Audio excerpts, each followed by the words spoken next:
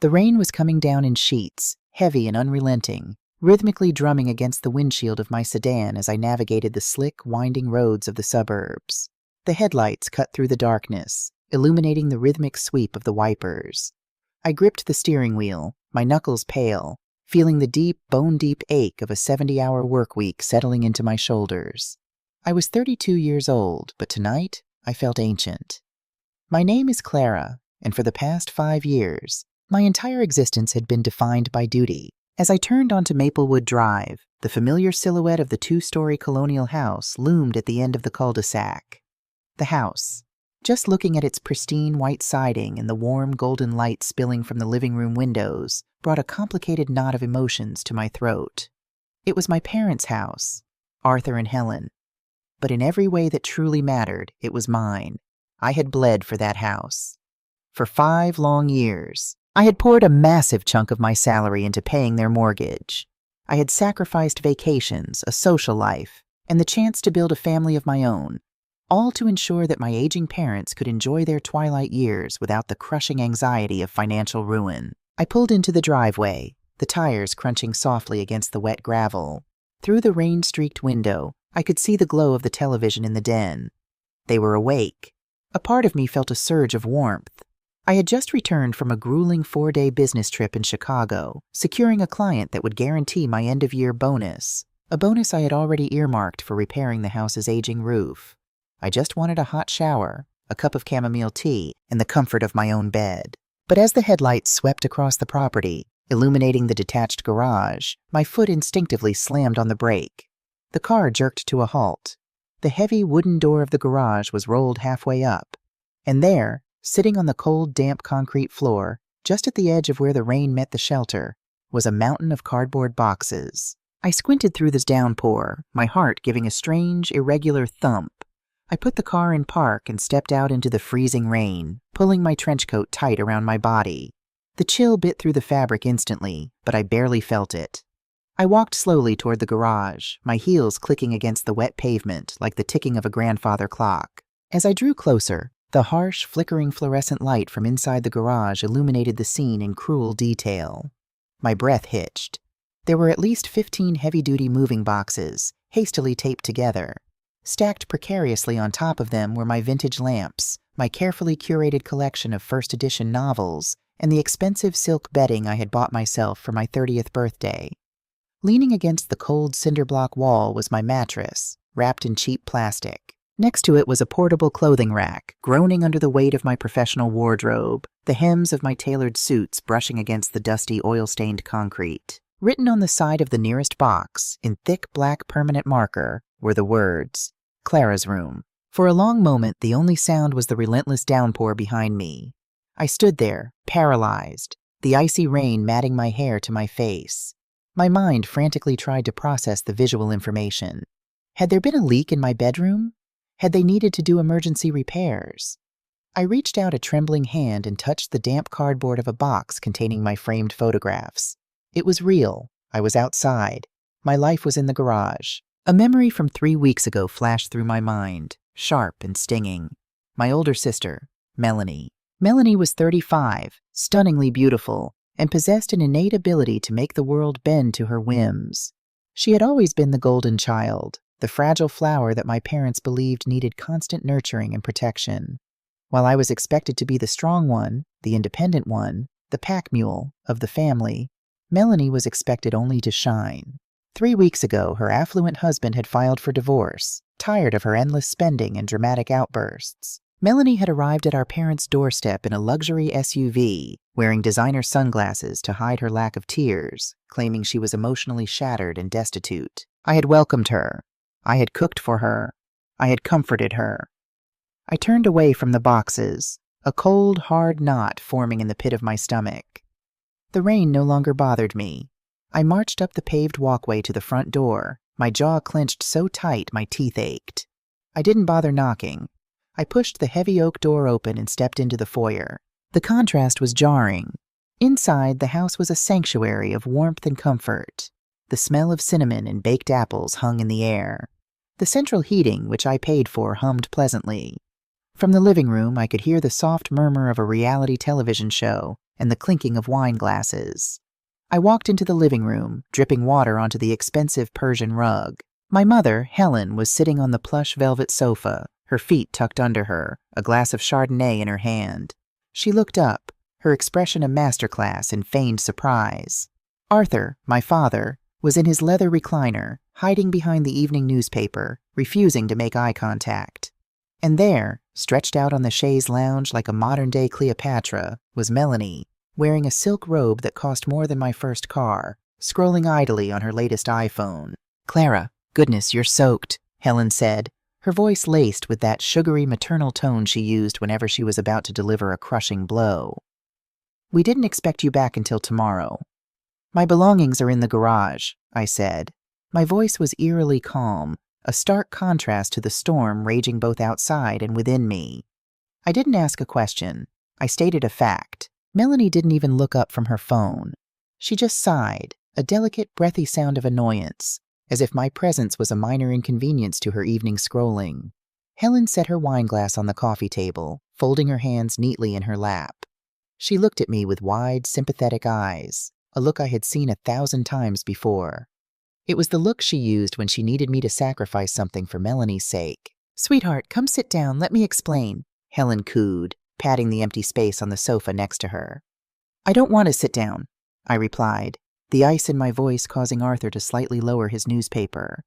"I want to know why 5 years of my life, my private sanctuary, has been packed into cardboard boxes and left next to the lawnmower." Helen let out a long, heavy sigh, adopting the posture of a weary peacemaker. "Clara, you have to understand. Your sister is going through an unimaginably difficult time right now. Her divorce, it's destroyed her. She's suffering from severe anxiety. The guest room was just too small and claustrophobic for her. She needs space to heal. She needs a master bedroom. So you gave her mine," I said, the words tasting like ash in my mouth. "It makes the most sense, Clara," Helen continued, her tone reasonable, as if we were discussing rearranging furniture, not evicting me from my own life.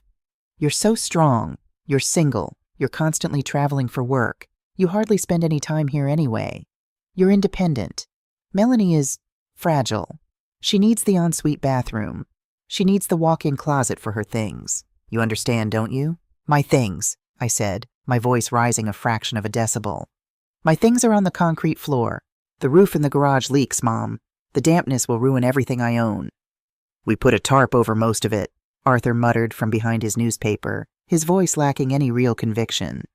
It was the first thing he had said, and it was a pathetic defense. I turned my gaze to my father, the man I had idolized as a little girl, the man whose honor I had tried to protect by taking over the mortgage when his business went under. "A tarp, Dad? Really? That's what I get for paying the mortgage on this house for the last 60 months? A tarp in the garage?" At the mention of this mortgage, Melanie finally looked up. Her perfectly manicured eyebrows drew together in a delicate frown. "Oh, please, Clara, don't hold money over Mom and Dad's heads. That is so tacky. You make a 6-figure salary. Helping out your parents is your duty. You're trying to make me feel guilty for needing a safe space to recover from my trauma." I stared at my older sister. There was not a trace of trauma on her perfectly moisturized face. There was only entitlement, vast and unyielding. "Melanie," I said, taking a step toward her, the wet squelch of my shoes breaking the tension. "You receive $3,000 a month in alimony. You buy designer bags. I drive a 7-year-old Honda so I can afford the property taxes on this house. This isn't about helping Mom and Dad. This is about you taking what is mine." "Clara, stop it right now." Helen's voice cracked like a whip, the sugary facade vanishing instantly. She stood up, her face flushed with righteous indignation. It was the classic pivot. When confronted with logic, Helen always resorted to making herself the victim. "How dare you speak to your sister that way? She is broken. She is your blood. Why must you always be so cold, so calculating?" "Calculating?" I echoed, the word feeling like a physical slap. "Yes!" Helen pressed on, stepping between me and Melanie like a mother bear protecting her cub. "You keep a ledger of every dime you spend on this family. You think because you pay the bills you own us. Well, you don't. This is my house. Arthur and I are on the deed. We decide who sleeps where. And right now, Melanie needs the comfort of a real bedroom. If you can't find it in your heart to have some compassion for your own sister, then maybe you should stay in the garage. Or better yet, with the money you make, go rent a luxury apartment downtown. You certainly don't need to be here, making everyone miserable." The room went dead silent. Only the rain beating against the windows dared to make a sound. I looked at my mother's defiant face. I looked at my father, who had completely retreated behind his newspaper, choosing cowardice over his daughter. And I looked at Melanie, who offered me a tiny, victorious smirk before returning to her phone. A profound, terrifying clarity washed over me. It was as if a heavy fog that had clouded my vision for 32 years had suddenly evaporated. They didn't love me, not the way they loved her. To them, I wasn't a daughter. I was a utility. I was an ATM machine that they occasionally patted on the head. I was the sturdy, uncomplaining mule that carried the weight of the family so the thoroughbred could prance in the sun. They had happily taken my youth, my hard work, and my financial security, and the moment it became inconvenient for their golden child, they threw me out into the rain. Literally. I didn't scream. I didn't cry. The betrayal was too deep, too absolute for tears. "I see," I said softly. Helen blinked, slightly thrown by my lack of an emotional outburst. She had expected me to yell, to argue, to eventually break down and apologize, as I had always done in the past. When she saw my chillingly calm demeanor, a flicker of uncertainty crossed her eyes. "Clara, honey," Helen tried to soften her tone again, taking a tentative step forward. "It's just for a few months, until Melanie gets back on her feet. You can set up a nice little space in the garage. I even bought you a space heater." I looked at her outstretched hand, then slowly met her eyes. "Don't touch me." Helen recoiled as if I had burned her. I turned on my heel and walked toward the front door. I didn't look back. I didn't slam the door behind me. I simply pulled it shut with a quiet, definitive click that echoed with terrifying finality. I walked back out into the freezing rain. The storm hadn't lessened, but I didn't feel the cold anymore. I walked into the garage, hitting the button to lower the heavy door, sealing myself inside the damp, concrete bunker they had decided was my new home. The fluorescent light buzzed overhead. I looked at the boxes. I looked at the mattress wrapped in plastic. I sat down heavily on one of the moving boxes marked Clara's books. I pulled my knees to my chest, my wet clothes clinging to my shivering body. I was 32 years old, an executive director at a prestigious firm, a woman who commanded respect in boardrooms, and I was sitting in a freezing garage because my parents loved my sister more than they loved me. But as I sat there in the gloom, staring at the concrete wall, the initial shock began to recede, leaving behind something else, something hot, dark, and incredibly sharp. It wasn't sadness. It wasn't just anger. It was a cold, calculating fury. Helen was right about one thing. I was calculating. For 5 years, I had kept the receipts. Every bank transfer, every property tax payment, every repair bill. I had paid the mortgage directly from my account to the bank. I had the paper trail of a saint. They thought because my name wasn't on the deed, I was powerless. They thought they could simply discard me and keep the fruits of my labor to finance Melanie's luxurious depression. They thought I would just take it, because I always had. I reached into my wet coat pocket and pulled out my phone. The screen cast a pale blue glow on my face in the dim garage. I opened my banking app, staring at the scheduled automatic transfer set for the first of the month. $3,200. The mortgage payment. My thumb hovered over the screen. Then, with a slow, deliberate motion, I tapped cancel. A small message popped up. "Are you sure you want to cancel this recurring transfer?" "Yes," I whispered to the empty garage. I pressed confirm. I locked my phone and took a deep breath of the damp, musty air. The battle lines hadn't just been drawn, they had been carved into the very foundation of this house. My parents wanted to treat me like a tenant? Fine, but they were about to learn a very hard lesson about what happens when the landlord stops paying the bills. I wasn't just going to move out. I was going to take back every single thing that belonged to me. And if their perfect illusion of a family had to burn to the ground in the process, I would gladly be the one to strike the match.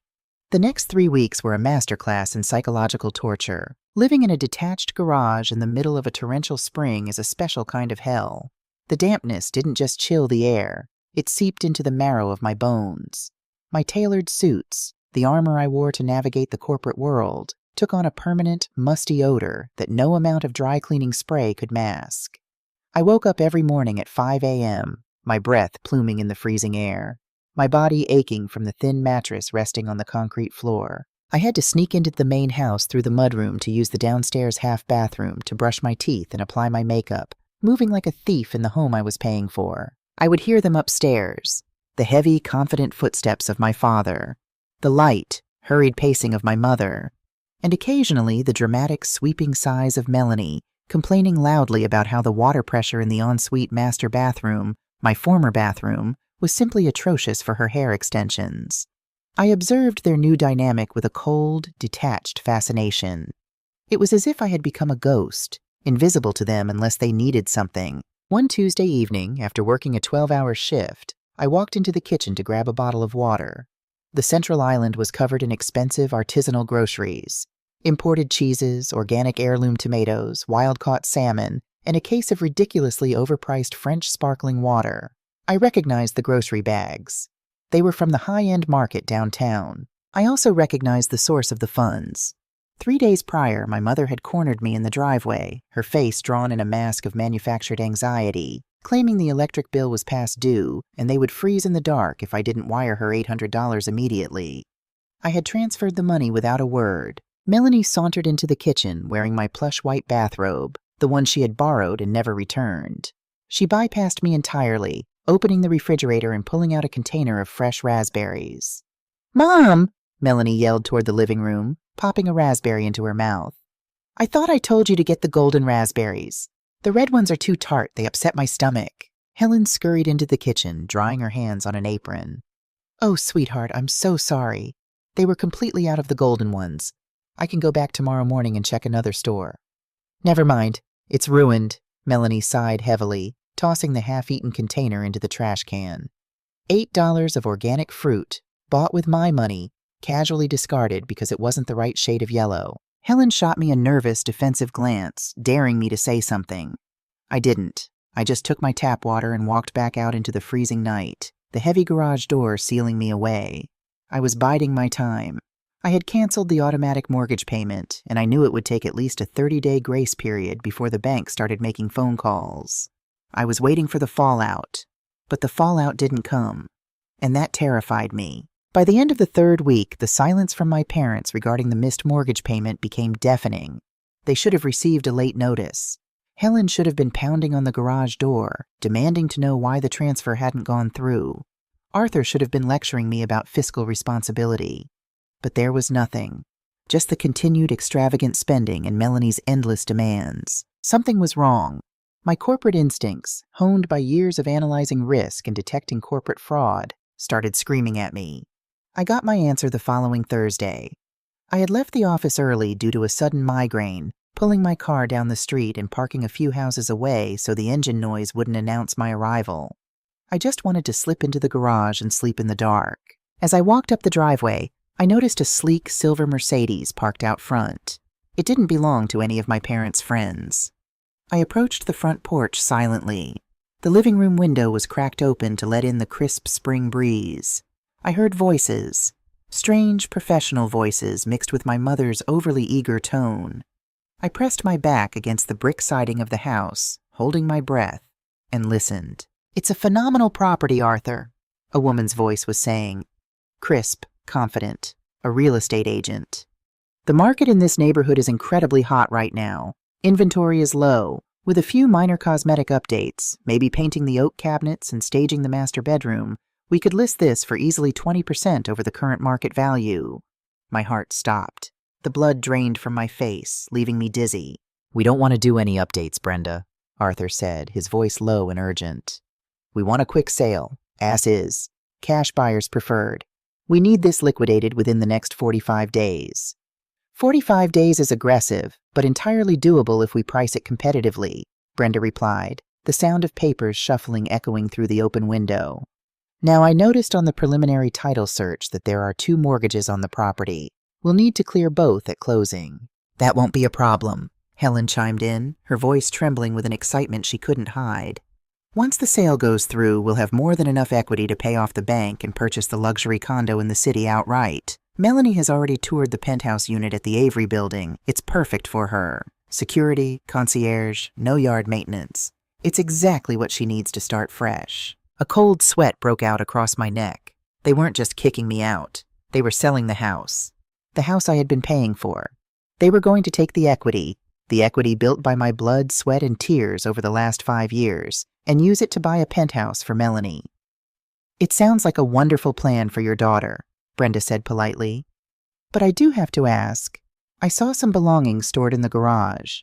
Will the property be completely vacated before the first open house?" There was a pause, a heavy, pregnant silence that seemed to stretch into eternity. "Yes," Helen said, her voice dropping to a conspiratorial whisper. It was the tone of a woman rationalizing a murder. "Those are Clara's things, our youngest." "Will she be joining you in the city?" Brenda asked. "No," Arthur interjected, his tone dismissive, as if discussing a stray dog they couldn't take to the new house. "Clara is highly independent. She makes a very good living." "To be perfectly honest, Brenda," Helen said, playing the martyr card flawlessly, "we haven't told Clara yet. It's going to break her heart, but we're going to tell her that Arthur's pension was cut and the bank is foreclosing. It's easier this way. If she knows we're selling it to buy a place for Melanie, she'll just throw a tantrum. She's always been so horribly jealous of her sister. She's strong, though. She'll land on her feet. Melanie is the one who needs this capital to survive." I couldn't breathe. The air in my lungs felt like shattered glass. "She'll land on her feet. Melanie needs this capital. We're going to tell her the bank is foreclosing." The betrayal was so vast, so incredibly monstrous, that my mind momentarily short-circuited. I had canceled the current mortgage payment to teach them a lesson, but they didn't care because they were about to cash out entirely. They were going to steal 5 years of my financial contributions, hand it to the sister who despised me, and lie to my face about it. I didn't storm inside. I didn't scream. I backed away from the window, step by slow, agonizing step, until I reached the sidewalk. I turned and walked back to my car, my vision blurring, my hands shaking so violently I could barely unlock the door. I sat in the driver's seat for an hour, staring blankly at the steering wheel. The naive, dutiful daughter inside me died in that hour. She was cremated, her ashes scattered to the wind. In her place, something ruthless took the wheel. I didn't need to teach them a lesson anymore. I needed to annihilate them.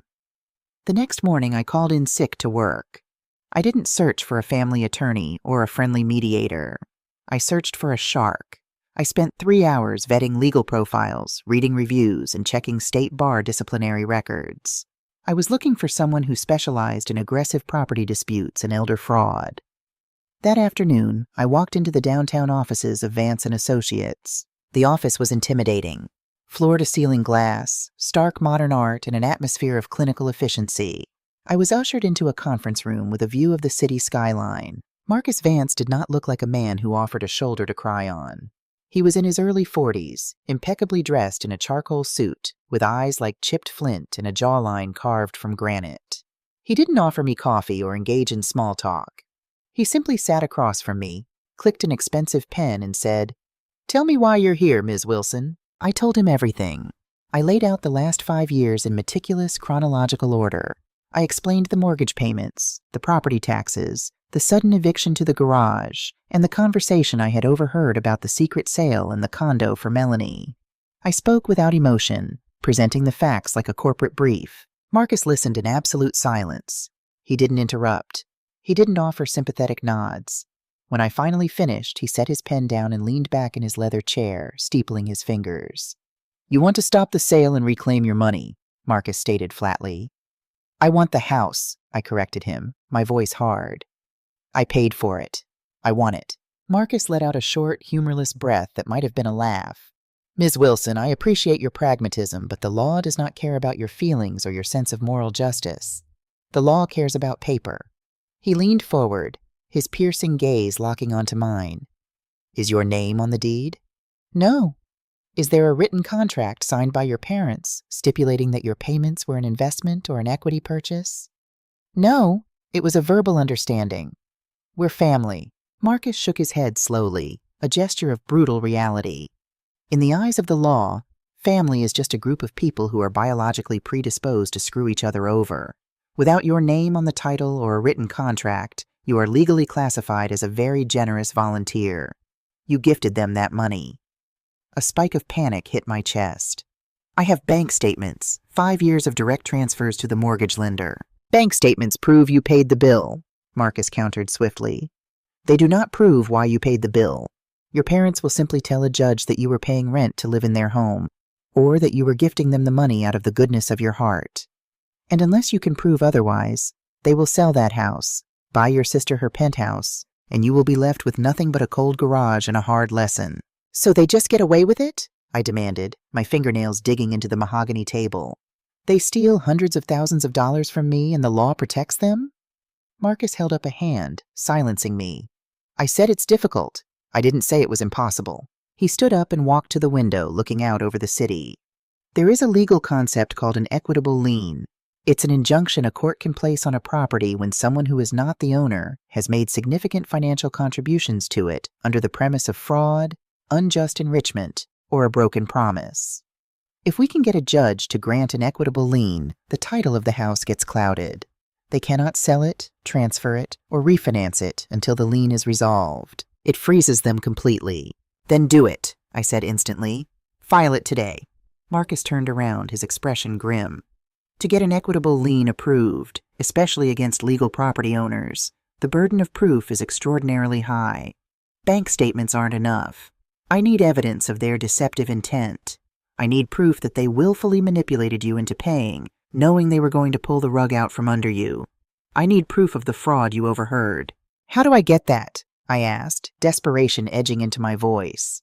Marcus walked back to the table and leaned in close, his voice dropping to a low, intense register.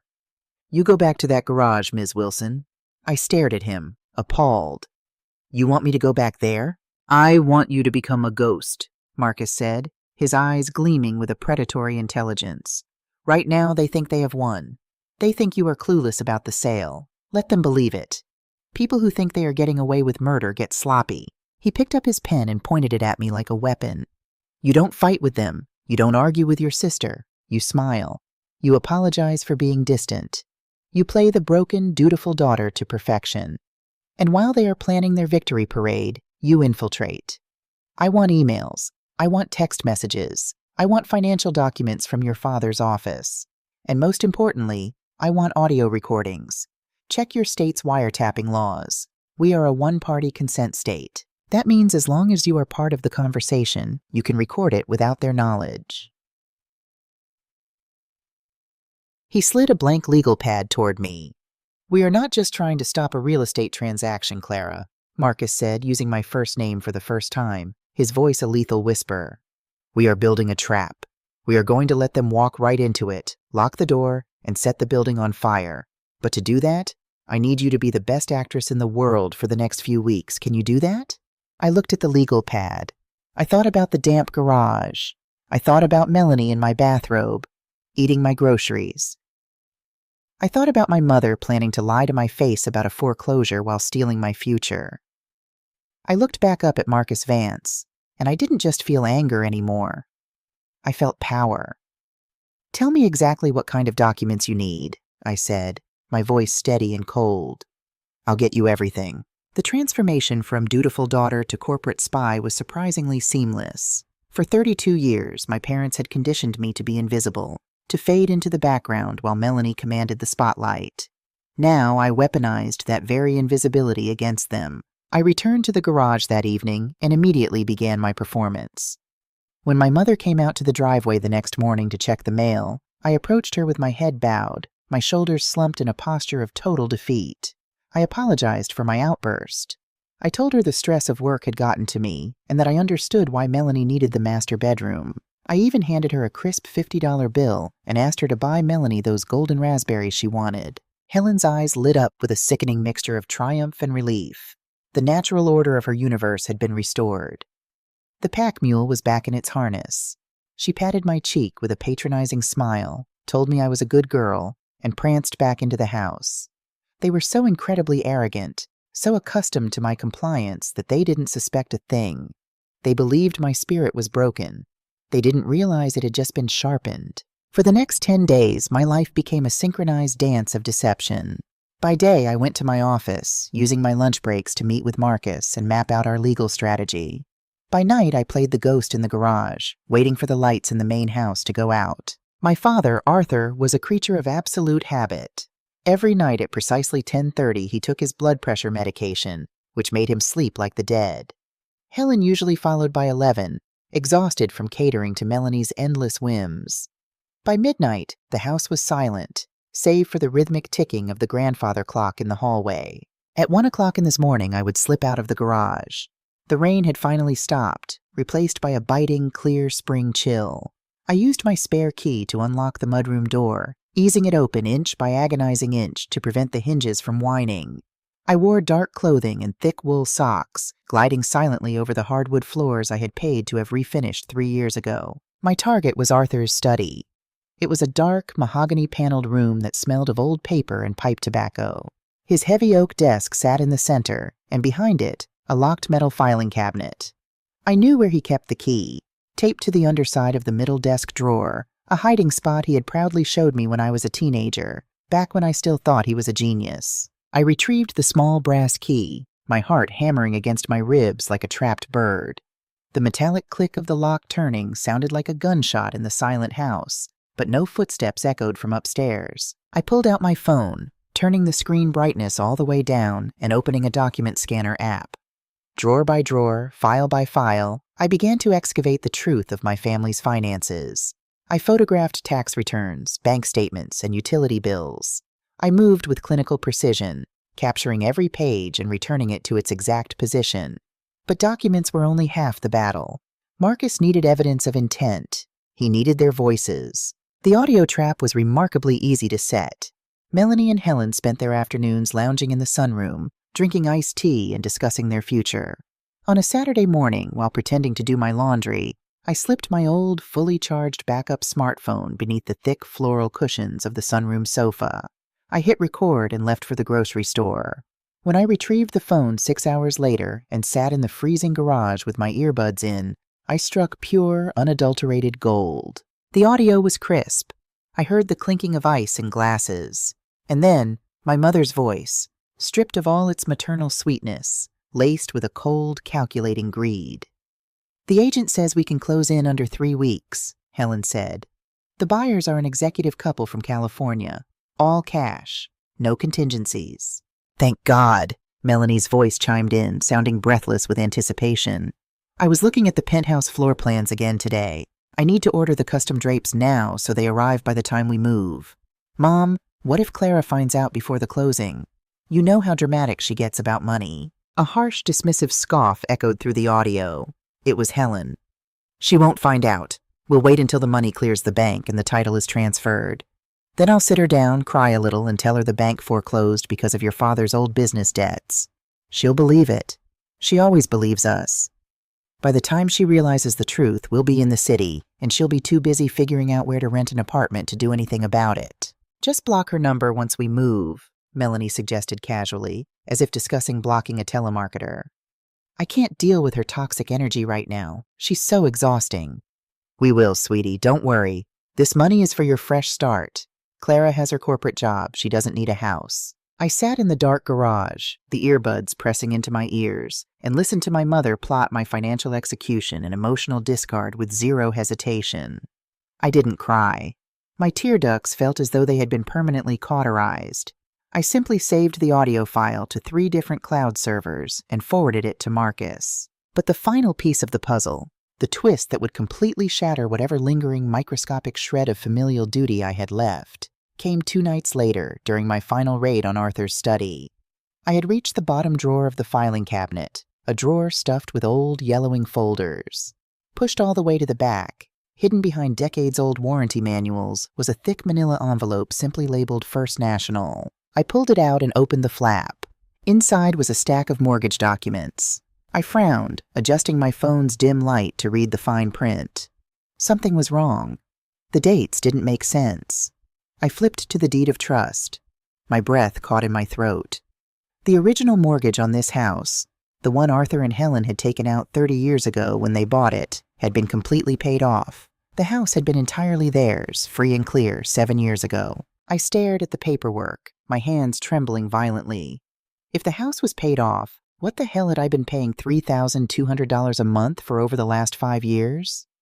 I dug deeper into the envelope, pulling out a second stack of documents.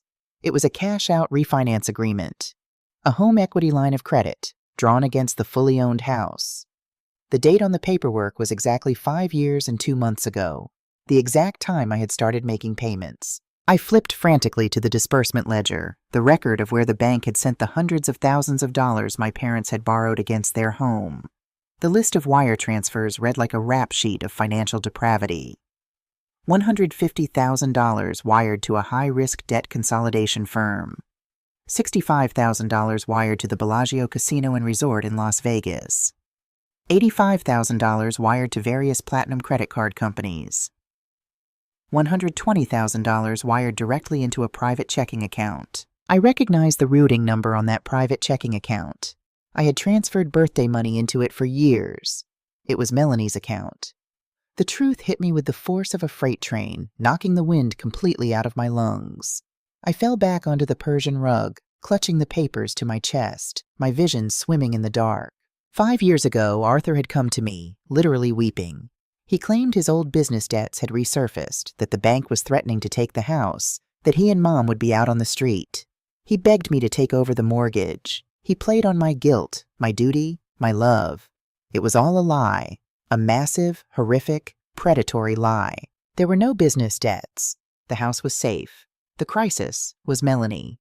5 years ago, before her marriage, Melanie had secretly spiraled into massive gambling and shopping debt.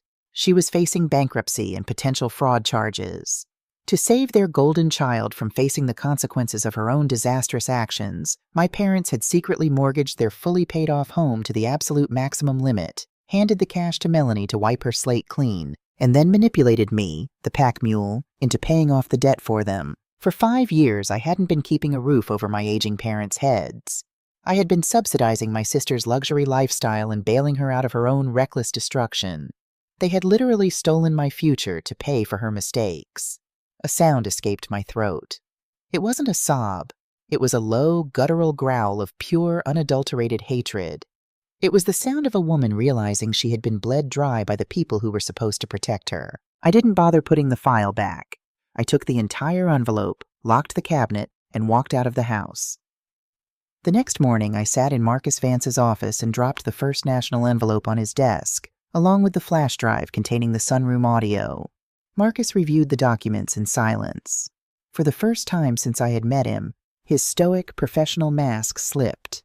His eyes widened slightly as he read the disbursement ledger, and then he let out a low, sharp whistle. "I have seen a lot of financial abuse in my career, Clara," Marcus said, looking up at me, his eyes dark with professional respect and genuine disgust. "But this is a masterpiece of sociopathy. They didn't just defraud you. They committed financial incest to feed a parasite." "Do you have enough?" I asked, my voice devoid of any emotion. I felt cold. Freezing cold, and incredibly focused. "I have enough to drop a nuclear bomb on their lives," Marcus said, pulling a legal pad toward him and writing furiously. "The audio proves premeditated fraud and malicious intent to deceive. The financial documents prove unjust enrichment and fraudulent inducement. I am filing for an emergency ex parte hearing this afternoon. We will have the equitable lien signed by a judge within 48 hours.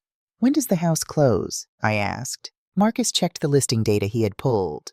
According to the real estate registry, the title company has a mobile notary scheduled to finalize the cash sale this Friday at 4 p.m. They are doing the closing at the property. A slow, terrifying smile spread across my face. It was the first time I had smiled in weeks. Perfect. I think it's time I finally attended a family gathering. Friday afternoon arrived bathed in glorious golden spring sunlight. The kind of weather that makes everything look perfect and pristine. I parked my car down the street at exactly 3:50 p.m.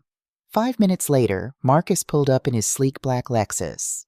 He stepped out, wearing a sharply tailored navy suit, carrying a thick leather briefcase. He looked like an executioner arriving for a scheduled beheading. "The judge signed the order yesterday," Marcus said as we walked side by side up the driveway. "The lien is officially on the title. The property is frozen." "Let's go break the news," I replied. We didn't knock. I used my key and pushed the front door open. The living room looked like a scene from a glossy lifestyle magazine. The late afternoon sun poured through the windows, illuminating a tray of expensive crystal champagne flutes on the coffee table. Arthur was wearing a crisp button-down shirt. Helen was in a floral sundress, beaming radiantly. Melanie was draped over an armchair, looking smug and wealthy. Sitting on the sofa were the Byers, a polished middle-aged couple, and Brenda, the real estate agent, who was organizing a stack of closing documents with a gold pen. The popping of a champagne cork echoed through the room just as I stepped into the doorway, Marcus trailing like a shadow behind me. "To new beginnings!" Arthur cheered, raising a glass. "And to the Avery penthouse," Melanie chimed in, practically vibrating with excitement. Helen turned around to grab another glass, and her eyes locked onto mine. The radiant smile froze on her face, slowly contorting into a mask of sheer panic. The champagne bottle in her hand trembled. "Clara?" Helen gasped, the color draining from her cheeks. What are you doing here? You're supposed to be at work." Arthur spun around, dropping his glass. It shattered against the hardwood floor, the expensive champagne soaking into the rug. The Byers looked up, confused by the sudden shift in atmosphere. "I took the afternoon off," I said, my voice projecting clearly across the silent room. "I didn't want to miss the celebration, especially since we're celebrating the sale of the house I've been paying for." "Clara, stop it!" Melanie hissed, her face flushing crimson as she glanced nervously at the Byers. "You are embarrassing yourself. Get out of here right now." "I don't think she will be doing that," Marcus said, stepping out from behind me. His deep, authoritative voice instantly commanded the room.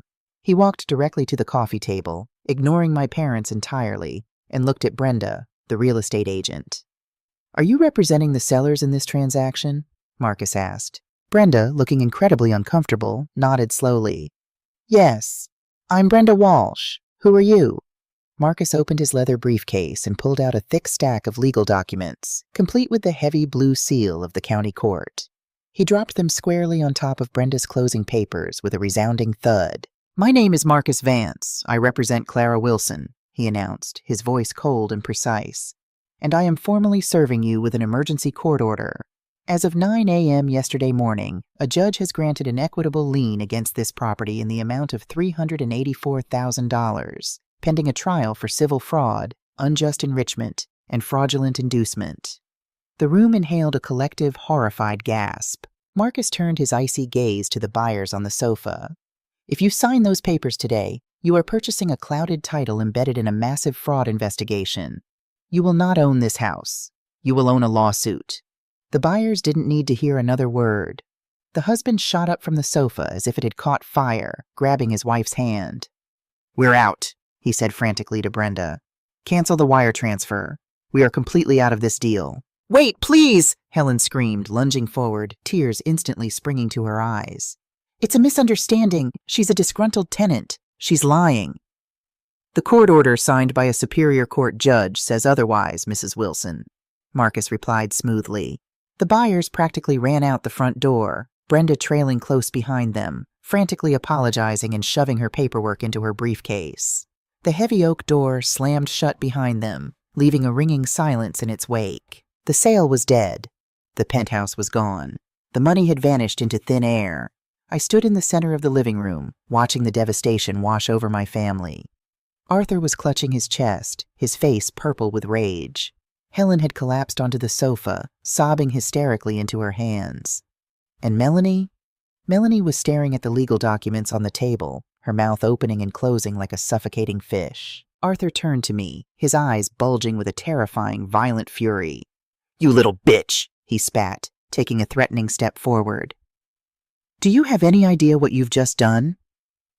I didn't flinch. I didn't step back. I looked my father dead in the eye, and for the first time in my life, I saw him for exactly what he was, a weak, pathetic old man. "I know exactly what I've done, Dad," I said, my voice dropping to a lethal whisper. I stopped paying for Melanie's trips to the Bellagio. The color completely vanished from Arthur's face. He stopped dead in his tracks, his jaw hanging slack. Helen's sobbing cut off abruptly, replaced by a horrifying, choking silence. Melanie let out a small, terrified squeak. The mask was completely gone. They knew that I knew everything. And as I looked at the three of them, paralyzed by the sudden, violent collapse of their lies, I realized the game wasn't over. I had only just laid the first card on the table. The air in the living room was so thick with shock you could have cut it with a knife. For a long, suspended moment, no one moved. The shattered glass of Arthur's champagne flute glittered on the Persian rug like the remains of their shattered illusion. My father's mouth opened and closed, but the righteous fury that had possessed him just seconds ago had completely evaporated. He looked exactly like a man who had just stepped on a landmine and heard the click. Helen was trembling so violently that the ice in her abandoned glass rattled against the crystal. Melanie had pressed her back against the armchair, her eyes darting frantically between me, Marcus, and the door, like a trapped animal calculating an escape route. "You have no right to look through his private files," Melanie finally managed to stammer, her voice shrill and trembling. "That's illegal! You broke the law!" Marcus let out a low, dark chuckle that sent a visible shiver down Melanie's spine. "Actually, Ms. Wilson, considering your parents used Clara's income to service a fraudulent loan secured under false pretenses, she has every right to discover the nature of the financial crime committed against her. It's called due diligence. If you'd like to call the police to report a privacy violation, I strongly encourage you to do so. I'm sure the district attorney would love to hear all about the wire transfers to the Bellagio." Melanie snapped her mouth shut, her face draining of the last drops of color. I looked at my parents, the people who were supposed to be my protectors. 5 years, I said, my voice eerily calm. I gave up 5 years of my life, my savings, my peace of mind, because you cried to me about losing your home. You watched me work myself to the bone. You watched me drive a beat-up car while you funneled hundreds of thousands of dollars to her. I pointed a finger at Melanie, who shrank back. "Clara, please," Helen whimpered, her voice cracking as she finally found her words. She clasped her hands together in a desperate pleading gesture. "You don't understand. She was in so much trouble. We were terrified she would go to prison for the credit card fraud. We had to save her. You were always the strong one. You didn't need us like she did. So you stole my future to pay for her crimes," I stated. It wasn't a question. "We were going to pay you back," Arthur suddenly barked, his pride making a pathetic, dying attempt to resurrect itself. "After the condo was bought, we would have found a way to reimburse you." "With what, Dad?" I shot back, my voice finally rising, cracking like a whip across the room. "You don't have a pension. You don't have savings. Your only asset was this house, and you bled it dry for her. You were going to lie to me about a foreclosure and leave me with nothing." I turned to Marcus. "We're done here." "Wait!" Helen screamed, scrambling off the sofa and grabbing my arm. Her fingers dug into my coat. "Clara, please. The lien. You have to lift it. If we don't sell this house, the bank will eventually take it anyway. We can't afford the payments on the second mortgage without your money.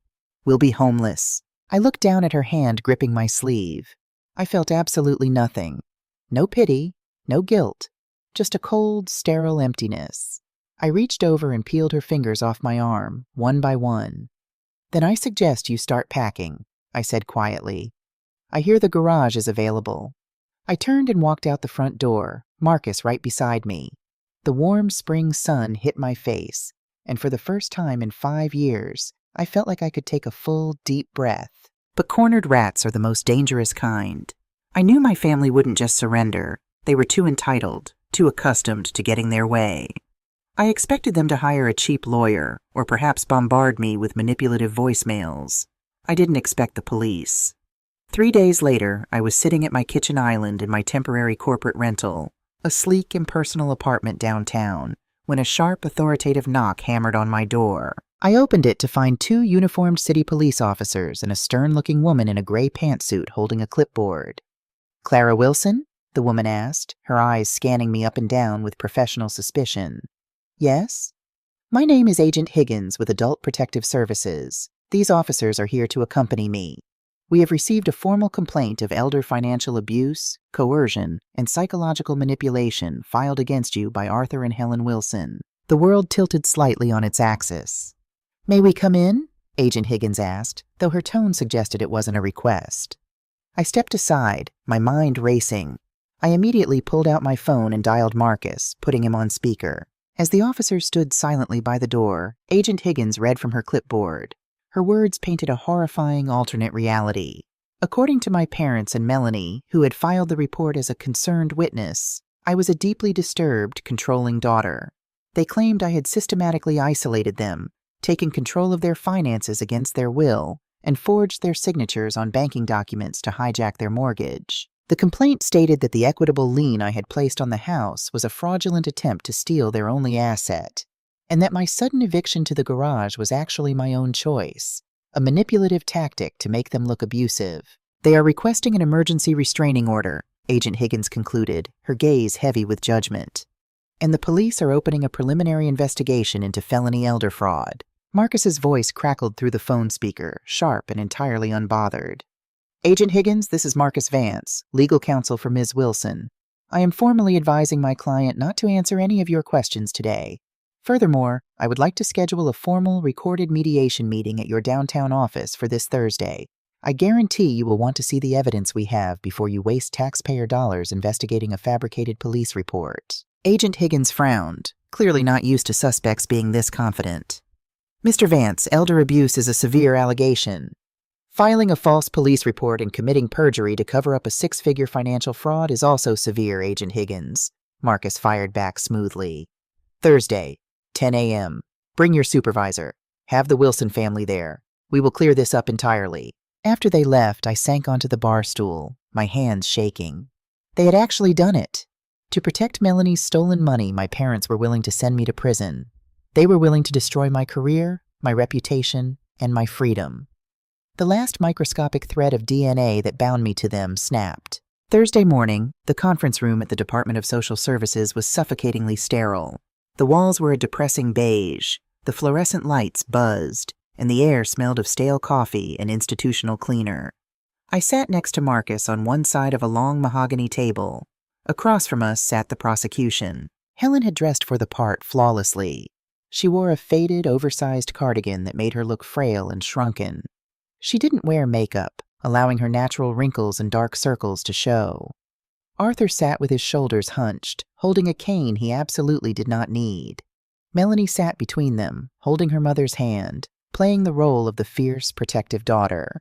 They had a cheap, sweat-stained public defender sitting next to them, looking thoroughly overworked. Agent Higgins sat at the head of the table next to a senior investigator. We are here to discuss the allegations of elder coercion and financial manipulation, Agent Higgins began, turning on a digital voice recorder. She looked at Helen with profound sympathy. Mrs. Wilson, would you like to state your case for the record? Helen took a shaky breath. It was an Oscar-worthy performance. Tears immediately welled in her eyes. Clara has always been so aggressive, Helen sobbed softly, dabbing her eyes with a tissue. When Arthur's business struggled, she forced us to let her handle the banking. We didn't understand the paperwork. She made us sign things. We were terrified of her temper. And now that we want to sell our home to downsize, she's trying to steal it from us. She forged documents to put a lien on our house. We are just two old people trying to survive. Arthur nodded pitifully. She wants to leave us on the street. Melanie glared at me with pure venom. She's a monster. My parents are terrified of her. Agent Higgins turned her stern gaze to me. Ms. Wilson, taking advantage of vulnerable seniors is a felony punishable by up to 10 years in state prison. How do you respond? I didn't say a word.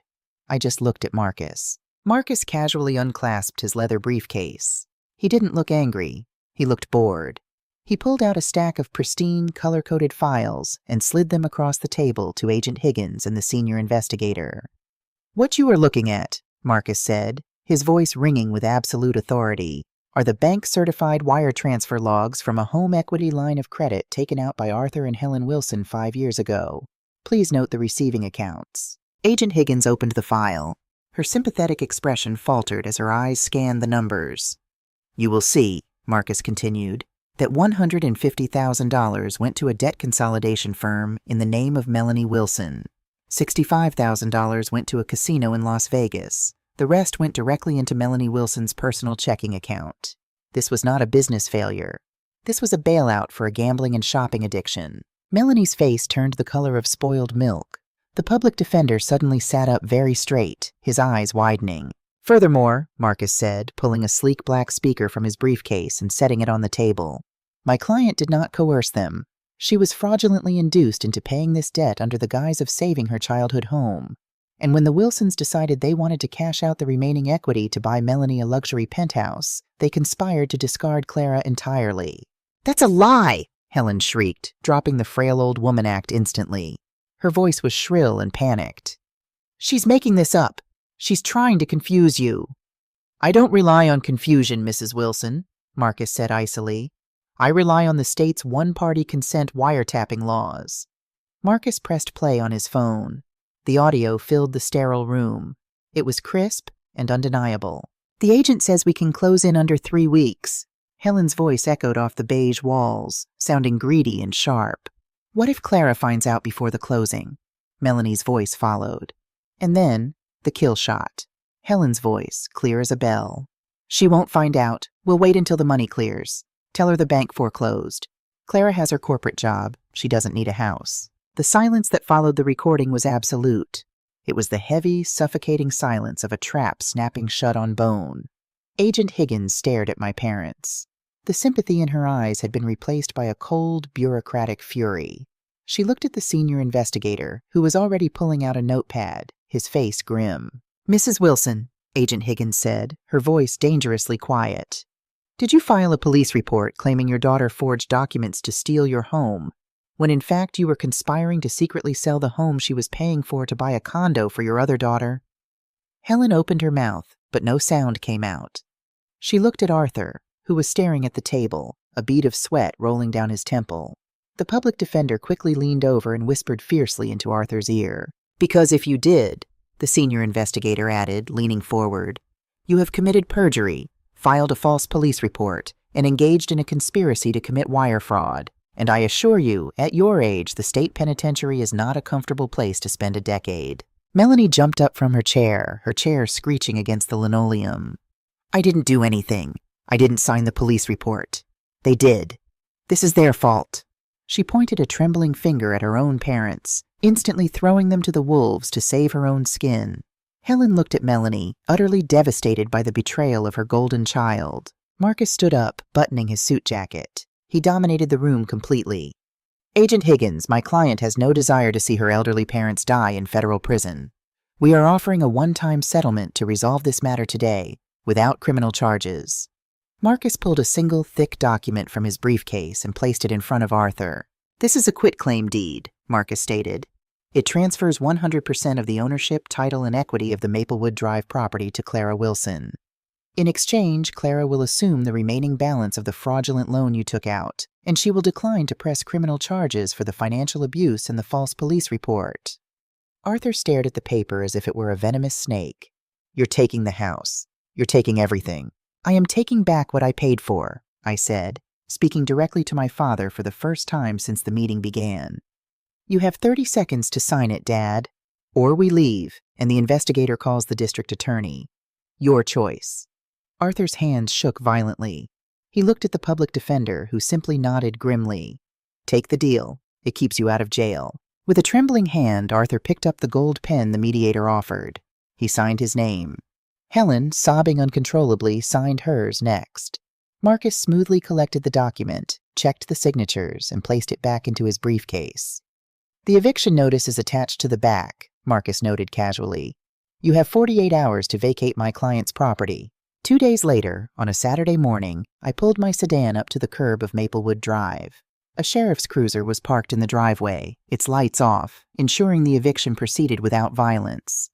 The scene was almost a mirror image of the night I had been locked out, but the roles were spectacularly reversed. Dozens of mismatched cardboard boxes, black trash bags, and cheap suitcases were piled haphazardly on the front lawn.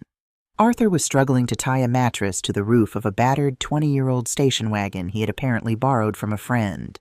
Helen was standing on the lawn, clutching a jewelry box to her chest, looking lost and broken. Melanie was nowhere to be seen. I later learned she had refused to help them pack, claiming the dust aggravated her allergies and had taken an Uber to a friend's apartment the night before. I walked up the driveway. Helen saw me, and a desperate, pathetic light sparked in her eyes. She practically ran toward me. "Clara, please," Helen begged, her voice hoarse. "We have nowhere to go. The apartments require first and last month's rent, and the bank accounts are empty. Please, just let us stay in the guest room. Just for a month. We're your parents." I stopped and looked at the woman who had birthed me, who had used me, and who had tried to send me to prison. I slowly raised my hand and pointed toward the detached garage at the end of the driveway. The heavy wooden door was rolled halfway up. "The garage is open," I said, my voice echoing with a terrifying absolute calm. "But I charge $100 a day, payable in advance." Helen recoiled as if I had slapped her. She looked into my eyes and finally realized that the daughter she knew was dead. There was no guilt left to mine, no duty left to exploit. I walked past her, up the front steps, and unlocked my front door. I stepped inside, the house echoing with a hollow, peaceful silence. I closed the door, engaged the deadbolt, and didn't look out the window as the station wagon finally sputtered down the street, carrying the remnants of my toxic history away. 6 months later. The transition from autumn to winter in the suburbs is always a beautiful, harsh process. The trees strip themselves bare to survive the cold, leaving a stark, clean landscape. My house had undergone a similar process. I had completely remodeled the interior. The depressing beige walls were gone, replaced by warm, vibrant tones. I had torn out the cheap cosmetic updates they had planned for the sale and restored the original oak woodwork. The house didn't smell like cinnamon and fake maternal warmth anymore. It smelled like fresh paint, expensive coffee, and freedom. It was a Tuesday evening in late November. The first real snowstorm of the year was howling outside, the wind battering the windows with icy ferocity. I was sitting in the living room, a fire crackling in the newly swept hearth, a glass of dark red wine in my hand, reviewing a quarterly report for work. I had just been promoted to senior director. Life was peaceful. It was quiet. It was mine. Suddenly, my phone buzzed on the coffee table. It was a notification from my front porch Ring camera. Motion detected. I frowned, setting my wine glass down. Who would be out in a blizzard at 9 o'clock at night? I picked up my phone and opened the live feed. The night vision camera illuminated the snow swirling viciously across the porch. And standing there, huddled together against the biting wind, were two figures. Arthur and Helen. I stared at the screen, my breath catching in my throat. They looked horrifyingly aged. Arthur was gaunt, his coat threadbare, shivering violently. Helen was crying, her face pressed against the cold glass of the front door. I unmuted the microphone on the app. "Please," Helen's voice crackled through my phone's speaker, muffled by the wind. She was knocking frantically. "Clara, please open the door. It's freezing, please." I tapped the microphone icon on my screen to speak. My voice broadcasted through the small speaker on the porch camera, cutting through the howling wind. "What are you doing here?" I asked, my voice flat, devoid of any warmth. Helen jumped at the sound of my disembodied voice. She looked directly into the camera lens, her eyes wide with desperation. "Clara, oh thank God, please let us in. Just for tonight. The shelter downtown is full. We have nowhere else to go." "Where is Melanie?" I asked. Arthur leaned toward the camera, his pride entirely broken. "She left," he croaked, his voice shaking from the cold. 2 months ago. She took the last of the cash from the bank account. And she took my car. She met a guy online. She moved to Florida. She blocked our numbers, Clara. We haven't heard from her since. We lost the rental apartment last week." I stared at the screen. It was the final, devastating punchline to a tragedy they had spent their entire lives writing. They had sacrificed their loyal daughter, their home, their dignity, and their freedom, all to feed a parasite. And the moment the host ran out of blood, the parasite detached and moved on. Karmic justice wasn't just a concept. It was standing on my front porch, freezing in the snow. "Clara, my baby girl," Helen sobbed, placing her bare hand against the camera lens. "I know we made mistakes. I know we hurt you, but we're family. You are our daughter. Please have some mercy. I'm begging you." I looked at the fire burning warmly in my hearth. I thought about the 5 years I spent working to the point of exhaustion. I thought about the damp, freezing garage. I thought about the police officers showing up at my door, ready to arrest me because of their lies. I looked back at the screen. "You don't want your daughter," I said, my voice smooth and perfectly calm. "You want a savior, but you spent 32 years teaching me that my only value was what I could provide for you. Your favoritism created a monster, Mom, and you fed her everything you had." "Clara, please," Arthur yelled over the wind. "We're going to freeze." "There's a warming center at the Methodist Church 3 miles from here," I replied. "The walk will be cold, but you'll survive." "You can't do this!" Helen shrieked, her sorrow instantly turning back into the vicious, entitled rage I knew so well. You are a monster! You are a cold, heartless bitch! There it was, the truth beneath the tears. I'm not a monster, Helen, I said softly into the microphone. I'm just finally the daughter you always treated me as. A ghost. I tapped the screen, muting the microphone. I watched for another 30 seconds as they pounded furiously on the heavy oak door, their mouths moving in silent curses against the blizzard. Eventually, the cold won. They turned around, two broken, hunched figures, and slowly walked down the driveway, disappearing into the blinding white snow. I closed the app. I picked up my glass of wine, took a slow, deep sip, and turned my attention back to the fire. It was going to be a long, cold winter for them, but inside my house it was perfectly warm.